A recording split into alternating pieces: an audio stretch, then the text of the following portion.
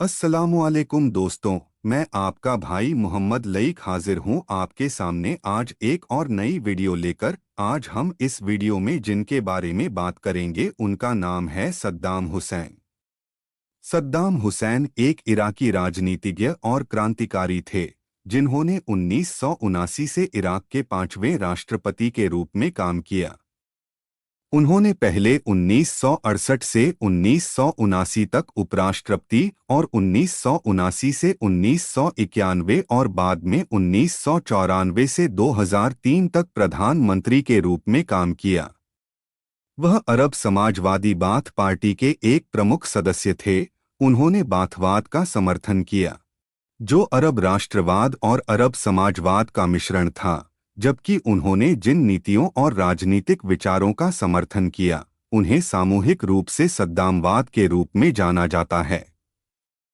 आज हम सद्दाम हुसैन के बारे में जानेंगे। बहुत से लोग उन्हें एक मसीहा के तौर पर देखते हैं और उन्हें तानाशाह या जालिम कहने वालों की तादाद भी कम नहीं है। हम लोग इस वीडियो में उनकी जिंदगी के बारे में जानेंगे और आखिर में आप लोग खुद निष्कर्ष निकालना कि वह असल में थे कौन, तानाशाह या मसीहा। सद्दाम हुसैन का जन्म 28 अप्रैल 1937 ईस्वी यानी 1358 हिजरी को इराक के तिक्रित के पास एक छोटे से गांव अल अफजा में एक गरीब किसान परिवार में हुआ था। इनका पूरा नाम सद्दाम हुसैन अब्द अल माजिद अल तिक्रिती था। इनके वालिद का नाम हुसैन अब्द अल माजिद और वालिदा का नाम सुबह तुल्फा अल मुसल्लत था। इनके वालिद का इंतकाल इनकी पैदाइश से पहले ही हो गया था। इनके वालिद की असमय मौत ने इनकी वालिदा को इस कदर तोड़ दिया कि इनकी वालिदा ने गर्भपात और आत्महत्या की भी कोशिश की थी। इनकी वालिदा ने इन्हें अकेले ही पाला था। बाद में उन्होंने दूसरी शादी कर ली। सद्दाम हुसैन के सौतेले वालिद का मिजाज काफी तल्ख था। वह सद्दाम हुसैन को अक्सर पीटा करते थे। इसी वजह से सद्दाम हुसैन को छोटी उम्र में ही घर छोड़ना पड़ा। करीब 10 साल की उम्र में सद्दाम हुसैन बगदाद चले गए और अपने मामा खैरुल्लाह तुल्फाह के साथ रहने लगे, जो एक राष्ट्रीयतावादी विचारधारा वाले पूर्व सैनिक थे। उन्हीं के मार्गदर्शन में सद्दाम हुसैन ने शिक्षा प्राप्त की और अरब राष्ट्रवाद और राजनीति में रुचि लेना शुरू किया। उन्होंने बगदाद के एक राष्ट्रवादी हाई स्कूल में पढ़ाई की। सेकेंडरी स्कूल के बाद सद्दाम ने 3 साल तक एक इराकी लॉ स्कूल में पढ़ाई की। 1957 में 20 साल की उम्र में क्रांतिकारी बाथ पार्टी में शामिल होने के लिए पढ़ाई छोड़ दी। सद्दाम हुसैन ने कम उम्र में ही बाथ पार्टी में शामिल होकर राजनीति में कदम रख लिया, जो अरब एकता और समाजवाद की विचारधारा पर आधारित थी। 1958 में अब्दुल करीम कासिम ने एक सैन्य तख्तापलट के जरिए इराक के राजा फैसल द्वितीय की सरकार को गिरा दी और खुद प्रधानमंत्री बन गए। कासिम ने कम्युनिस्ट और सोवियत संघ समर्थक नीतियां अपनाईं, जबकि कई अरब राष्ट्रवादी नेता, जिनमें सद्दाम हुसैन और उनकी पार्टी बाथ पार्टी शामिल थी, इससे नाखुश थे। बाथ पार्टी का उद्देश्य था पूरे अरब जगत को एकजुट करना और इराक को मिस्र जैसे राष्ट्रवादी देशों के साथ जोड़ना। 1959 में बाथ पार्टी ने कासिम को हटाने की योजना बनाई। सद्दाम उस समय बाथ पार्टी के युवा सदस्य थे और इसी पार्टी ने उसे कासिम की हत्या के मिशन पर भेजा। उसने बगदाद में कासिम की कार पर गोलियां चलाईं, लेकिन कासिम बच गया। इस हमले में एक ड्राइवर मारा गया और कासिम घायल हो गया। हत्या की यह कोशिश नाकाम रही और इसके फलस्वरूप सद्दाम को देश छोड़कर भागना पड़ा। वह पहले सीरिया और फिर मिस्र चले गए, जहां उन्होंने शिक्षा प्राप्त की और बाथ पार्टी के साथ सक्रिय रूप से जुड़े रहे। इस घटना ने सद्दाम को इराक की राजनीति में एक खतरनाक लेकिन उभरता हुआ नाम बना दिया। सद्दाम हुसैन ने अब्दुल करीम कासिम को इसलिए मारने की कोशिश की क्योंकि कासिम की नीतियां बाथ पार्टी और पैनरेब राष्ट्रवाद के विरोध में थीं, और सद्दाम उस समय बाथ पार्टी की विचारधारा के लिए एक समर्पित कार्यकर्ता थे। उन्होंने 17 जुलाई की क्रांति में एक प्रमुख भूमिका निभाई। जिसने बाथिस्टो को सत्ता में लाया और उन्हें अहमद हसन अलबकर के अधीन उपराष्ट्रपति बनाया गया। उपराष्ट्रपति के रूप में अपने कार्यकाल के दौरान सद्दाम ने इराक पेट्रोलियम कंपनी का राष्ट्रीयकरण किया, अर्थव्यवस्था में विविधता लाई और मुफ्त स्वास्थ्य सेवा और शिक्षा की शुरुआत की। सद्दाम ने इराक के धार्मिक और जातीय समूहों के बीच तनाव कम करने का प्रयास किया।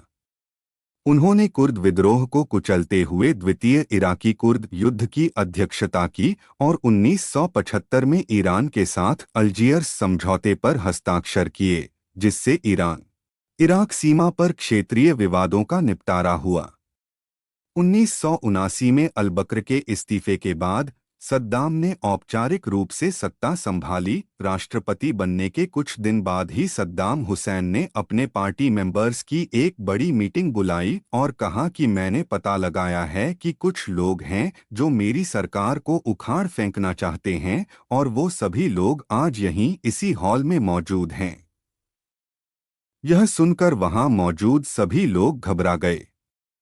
फिर सद्दाम हुसैन ने अपना सिगार निकाला और आराम से कुछ कश लगाने के बाद बोले कि मैं कुछ लोगों के नाम लूंगा, वो सभी लोग अपने आप इस हॉल से बाहर चले जाएं। सद्दाम हुसैन ने इस तरह लगभग 70 लोगों के नाम लिए। उनमें से कुछ तो खुद बाहर चले गए और कुछ को जबरदस्ती बाहर निकाला गया। बाद में सद्दाम हुसैन ने उनमें से कुछ को मौत की सजा दी और कुछ को जेल में डाल दिया। इस तरह इराक में सद्दाम हुसैन का कोई भी राजनीतिक कॉम्पिटिटर नहीं रहा। इराक खुद तो एक आज़ाद मुल्क था, पर उसके ऑयल और गैस क्षेत्र पर ब्रिटिश का कब्जा था। सद्दाम हुसैन ने पावर में आने के बाद सबसे पहले इराक के ऑयल और गैस क्षेत्र को अपने कब्जे में लिया। इससे सद्दाम हुसैन इराक के लोगों के हीरो बन गए। इसके कुछ समय बाद ही इसराइल और अरब देशों की एक बड़ी जंग शुरू हो गई। इसमें अरब देशों ने इसराइल को चारों ओर से घेर लिया, लेकिन अमेरिका की मदद से इसराइल अरब देशों को हराने में कामयाब रहा।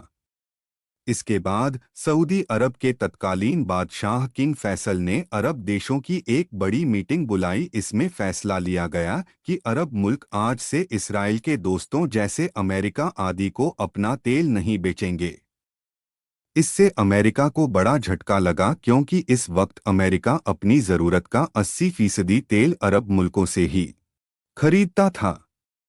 अमेरिका और इसके सहयोगियों को तेल न देने की वजह से तेल की कीमतों में बेतहाशा बढ़त हुई।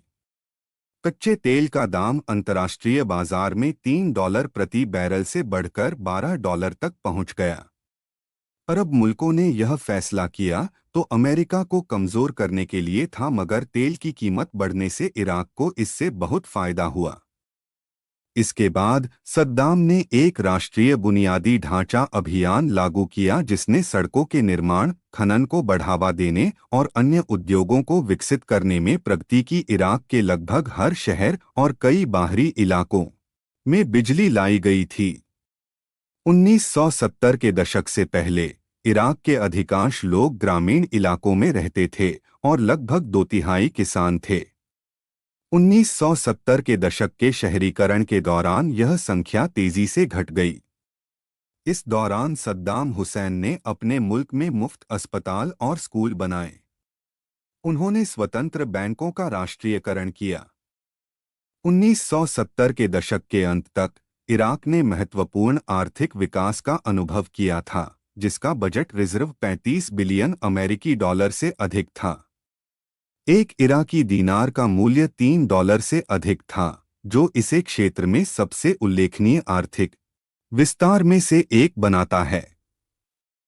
सद्दाम हुसैन के शासन का उद्देश्य तेल से परे इराकी अर्थव्यवस्था में विविधता लाना था।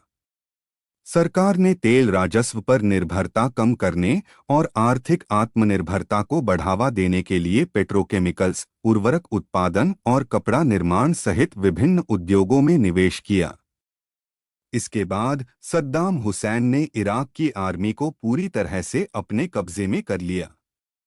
सद्दाम हुसैन की जिंदगी में एक अहम मोड़ तब आया जब हॉलीवुड की मशहूर फिल्म द गॉडफादर रिलीज हुई। सद्दाम हुसैन इस फिल्म से इतने प्रभावित हुए कि वह अपने सारे काम उस फिल्म के हीरो की तरह करने लगे। वह अपने खाने पीने, चलने बैठने, यहाँ तक कि सिगार पीने में भी वह गॉडफादर के हीरो की नकल करते थे।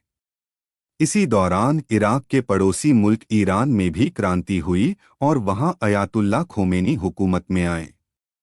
ईरान शिया बहुल मुल्क है और इराक सुन्नी बहुल, लेकिन इराक में भी शिया समुदाय अच्छी खासी तादाद में रहता था और इराक के शिया लोग सद्दाम हुसैन की जगह आयतुल्ला खोमेनी को अपना नेता मानने लगे। यह बात सद्दाम हुसैन को बुरी लगी क्योंकि उन्हें लगा कि इस तरह की क्रांति इराक के लोगों को भी भड़का सकती है और इसके अतिरिक्त ईरान से सीमा विवाद भी था। इसलिए सद्दाम हुसैन ने 22 सितंबर 1980 को ईरान पर हमला कर दिया।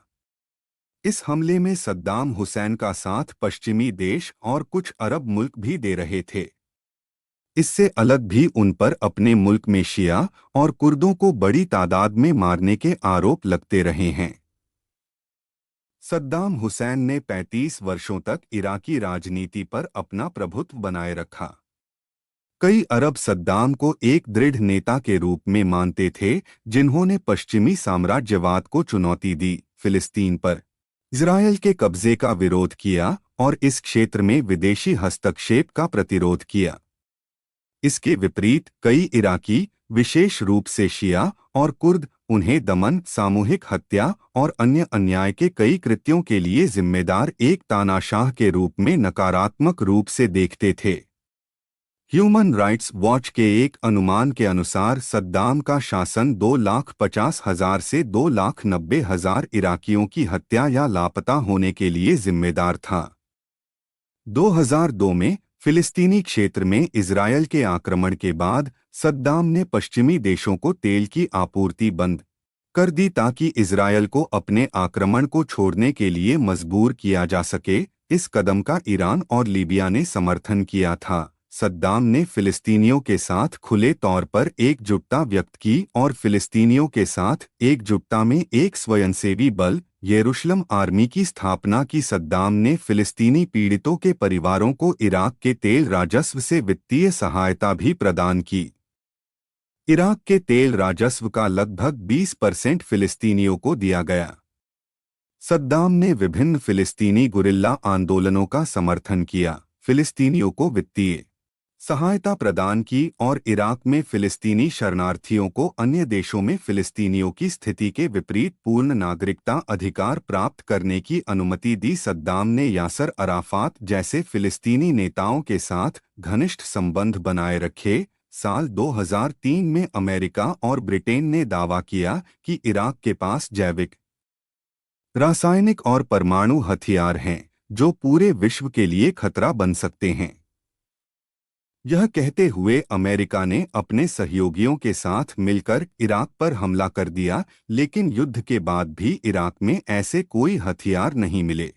अमेरिका ने सद्दाम हुसैन पर आतंकी संगठनों जैसे अल-कायदा से संबंध होने का भी आरोप लगाया, हालांकि इस आरोप का भी कोई ठोस प्रमाण नहीं मिला। इराक एक तेल संपन्न देश है। कई विश्लेषकों का मानना है कि अमेरिका का असली मकसद इराक के तेल संसाधनों पर नियंत्रण और मध्य पूर्व में अपनी पकड़ मजबूत करना ही था। इस जंग ने सद्दाम हुसैन की सरकार को उखाड़ फेंका और सद्दाम हुसैन को छिपने के लिए भागना पड़ा। 13 दिसंबर 2003 को अमेरिकी सेना ने सद्दाम हुसैन को तिक्रित के पास अद्दौर गांव से गिरफ्तार किया। गिरफ्तारी के समय सद्दाम हुसैन एक खेत में बने एक छोटे से भूमिगत तहखाने में छिपे हुए थे। यह तहखाना इतना छोटा था कि वहां एक व्यक्ति मुश्किल से लेट सकता था। इस समय सद्दाम हुसैन की हालत बहुत खराब थी। वह दाढ़ी बढ़ाए, थके हुए और कमजोर दिख रहे थे। गिरफ्तारी के बाद सद्दाम पर मानवता के खिलाफ अपराध, जनसंहार और युद्ध अपराधों के आरोप लगे। उन पर इराकी विशेष ट्राइब्यूनल में मुकदमा चला। 5 नवंबर 2006 को उन्हें फांसी की सजा सुनाई गई। 30 दिसंबर 2006 को उन्हें फांसी दे दी गई। सद्दाम हुसैन को बहुत से सम्मान भी मिले। 1991 में इराकी सरकार ने सद्दाम को उनकी ऐतिहासिक भूमिका और इराक के लिए महान सेवाओं के सम्मान में देश के सर्वोच्च सम्मान order of the two reverse से सम्मानित किया। सद्दाम को दिए गए पदकों का एक संग्रह एक बार दक्षिण अफ्रीका के जोहान्सबर्ग के एक संग्रहालय में प्रदर्शित किया गया था। उन्हें ऑर्डर ऑफ मेरिट प्राप्त हुआ, जो दुर्लभ है और केवल कुछ इराकी शासकों को दिया गया था। Order of the mother of battles Saddam Hussain को कुवैत और संयुक्त राज्य अमेरिका के खिलाफ 1991 के खाड़ी युद्ध में उनकी भूमिका के लिए दिया गया था। उन्होंने 1948 के फिलिस्तीन युद्ध, कुर्द विद्रोह को कुचलने, 1963 और 1968 की क्रांतियों, सीरिया के साथ सहयोग, 1970 में शांति और इजराइल के साथ 1973 के योम किप्पुर युद्ध सहित विभिन्न घटनाओं के दौरान उनकी भागीदारी या नेतृत्व की याद में इराकी राज्य से कई पदक प्राप्त किए। सद्दाम ने सफलतापूर्वक इराक को स्वास्थ्य सेवा और शिक्षा के लिए एक प्रमुख केंद्र में बदल दिया। इससे इराक में जीवन की गुणवत्ता में सुधार हुआ। इस कारण से सद्दाम को यूनेस्को के एक पुरस्कार से भी सम्मानित किया गया था। सद्दाम हुसैन के बारे में 3 डॉक्यूमेंट्री फिल्में भी बनाई गई हैं। 2007 में रिलीज हुई सद्दाम की जनजाति सद्दाम हुसैन और अल्बू नासिर के बीच जटिल संबंधों के बारे में है। 2008 में उनके जीवन पर आधारित एक TV series house of Saddam release हुई थी। आयरिश अभिनेता बैरी केओघन सद्दाम के बारे में एक नई फिल्म में दिखाई देंगे, जिसकी घोषणा 2024 में की गई थी।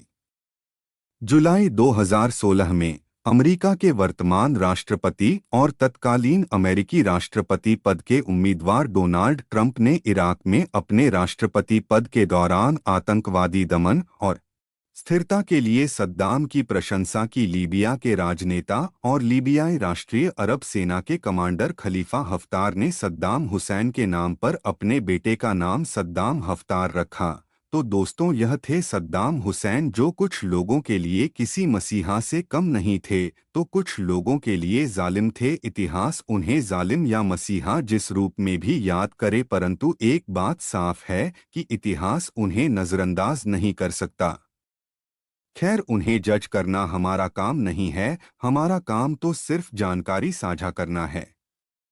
दोस्तों, इसी तरह की और वीडियो देखने के लिए मेरे चैनल हीरोज ऑफ हिजरी को सब्सक्राइब करें और वीडियो को अपने दोस्तों के बीच ज़्यादा से ज़्यादा शेयर करें।